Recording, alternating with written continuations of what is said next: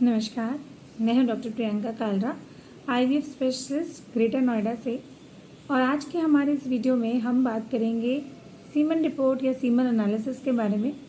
थोड़ा सा उसके बारे में जानने की कोशिश करेंगे कि उसके क्या कंपोनेंट्स रहते हैं और क्या उसकी इम्पोर्टेंस रहती है और उसे इम्प्रूव कैसे कर सकते हैं, इनके बारे में जानते हैं।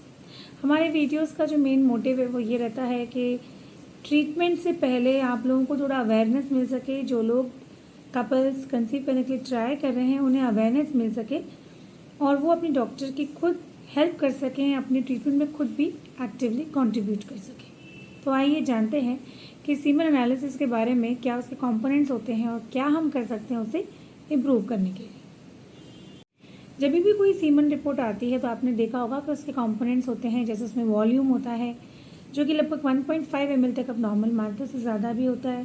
फिर उसमें liquefaction time, count, motility, morphology और पथ सेल्स, ये कुछ इंपॉर्टेंट पैरामीटर्स हैं जिससे हम एक सीमन रिपोर्ट को जज करते हैं।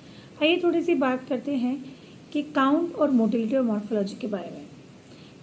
WHO गाइडलाइंस की बात करें तो उन्होंने बोला है कि अप टू 16 मिलियन पर ml जो है वो नॉर्मल काउंट है।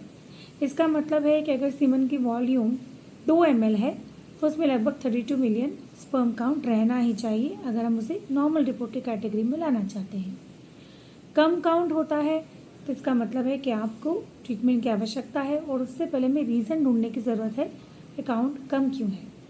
एक इम्पॉर्टेंट फैक्टर जो सीमन रिपोर्ट का होता है उसे हम मोटिलिटी कहते हैं। मोटिलिटी का मतलब है स्पर्म की स्पीड। स्पर्म जो होता है वो एक मोटाइल यानी कि चलने वाला ऑर्गेनिज्म होता है, सेल होता है। तो अगर उसकी मोटिलिटी अच्छी रहती है, जैसे नॉर्मली WHO ने 42% बोला है, इसका मतलब अगर हम 100 स्पर्म्स को चेक करते हैं तो उसमें कम से कम 42 फॉरवर्डली मूव करते हुए हमें मिलने चाहिए माइक्रोस्कोप के नीचे।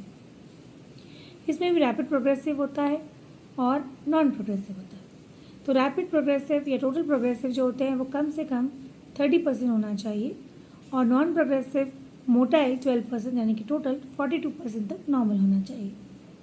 अब बात आती है मॉर्फोलॉजी की। मॉर्फोलॉजी का लेमन भाषा में कन्वर्जन करें तो हम कहते हैं शेप, कि शेप उसकी बनावट कैसी है। किसी भी स्पर्म को, नॉर्मल स्पर्म को आप देखेंगे तो उसे एक हेड होता है, एक नेक होता है, मिडिल पीस और एक टेल होता है। टेल की सहायता से स्पर्म मूव करता है, हेड में उसका न्यूक्लियस और सारा जेनेटिक मटेरियल रहता है।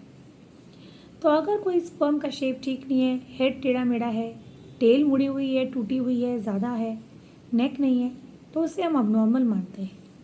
WHO ने जो क्राइटेरिया रखे हैं अपने लेटेस्ट गाइडलाइंस में, उसमें मॉर्फोलॉजी बस 4% नॉर्मल मानी है।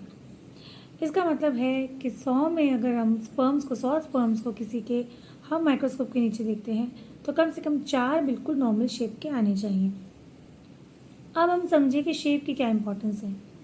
साइंस हमें बताती है कि जिस स्पर्म का शेप नॉर्मल नहीं है उसका जेनेटिक कंटेंट या तो अबनॉर्मल हो सकता है या उसमें ये कैपेसिटी नहीं हो सकती कि वो फर्टिलाइजेशन कर सके। इसका मतलब कोई भी स्पर्म हमारे लिए यूज़फुल तभी है जब कम से कम उसकी शेप नॉर्मल हो। अब बात आती है कि सिर्फ 100 में से 4% ही क्यों? वो इसलिए कि जो स्पर्म्स होते हैं वो मिलियंस की तादाद में होते हैं, जबकि फीमेल्स में एक सिर्फ एक होता है। इसलिए मिलियंस में से अगर हम 4% लेंगे तो उनकी तादाद लगभग थाउजेंड्स या लैक्स तक पहुंच सकती है। अब लास्ट बात आती है जो होती है पथ सेल्स की।